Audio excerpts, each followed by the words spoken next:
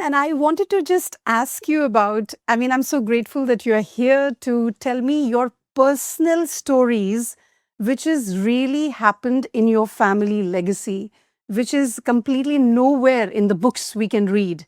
It is only from the horse's mouth, and it is only from your personal, life that you're sharing this. This is a very, very outstanding occasion for me.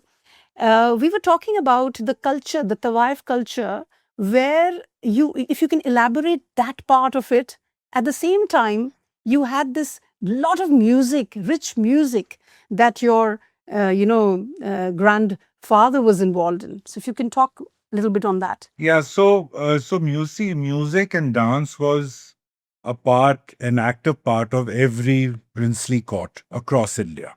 You know, if so, there was no other form of entertainment. There were no televisions. There was no, what we have so many now. But in those days, it used to be just music and dance. So my grandfather Nawab Raza Ali Khan himself was a composer. He used to compose his own music, and he only allowed one singer to sing his compositions. Her name was Jaddan Bai. She was the mother of the famous film actress Nargis and the grandmother, maternal grandmother of Sanjay Dutt. So only she used to sing my grandfather's compositions. And for instance, Begum Akhtar is a very big name in Indian classical music. So Begum Akhtar was actually earlier Akhtari Bai Faizabadi because she came from this region of eastern UP. And when she came to Rampur, she started the origins of her Thumri and Dadras were in Rampur, in the Rampur court. So because of that, she was given a title of Begum. So she became Begum Akhtar from Akhtari Bai Faizabad.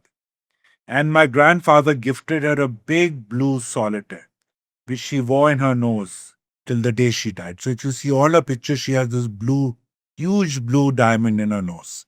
Was Wow. she? Similarly, Mirza Ghalib. Mirza Ghalib, before going, he and his family used to live in Rampur.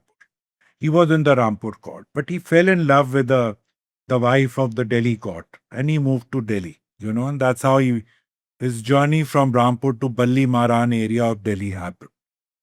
And there were many poets. There was Ustad Vilayat Ali Khan. There was Ustad Bismillah Khan with the Shehnai, Ustad Vilayat Khan.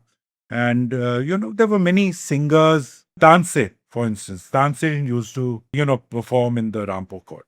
And there were many other very good dancers. Of course, on camera, I will not take their names because then they migrated into the film industry. And then, I don't want their children or grandchildren to, feel anything negative about it. But there were many. That was the way of life then. There was no other form of entertainment. Mm. So that is how it happened. Many superstars, many well-known actresses of Bollywood were earlier Tawaifs. And for them, the transition from being a Tawaif to an actress in Bombay, it was a level better socially. They didn't in the film industry, they didn't have that kind of a social stigma attached to them. So a lot of them moved. And then of course democracy came in, the lifestyles changed, everything changed. So it was easier for them to do this transition. Because I mean, it's an open book in the media where Neetu Singh Ji's mom, it's a written, it's everywhere. I don't know if it's true. So, I don't know much about I all will this. not comment on it because I can only talk about things related to Rampur or the Rampur Darbar. Right. Now, what happened in Delhi or what happened elsewhere. And that happened much later. So Right. I cannot really comment on that. Right. But, sir, tell me, like, as you now telling about the dance and the music culture, I think we can only hear from the movies. But I've heard that they were very well respected also. They had a kind of a stature. No, there were levels of Tawaifs. Right. Okay. Rulers used to send their children to be educated by the wives. Not formal education, but education in terms of etiquette, how to speak with women, how to be in a gathering, how to conduct yourself, what should be your body language. All that was taught by the wives. They were literate, educated women. So there were all levels of them. So this was something which was very popular in every court, every royal court of India. Right, right. And so this, like, when we are talking in terms of, I mean, maybe like you must have heard from, in your, since you belong to that family where you've had this kind of lifestyle. How was life during that time for women, like So I your was women? I was not I was not born then. 1960 happened, I think, many years after 47.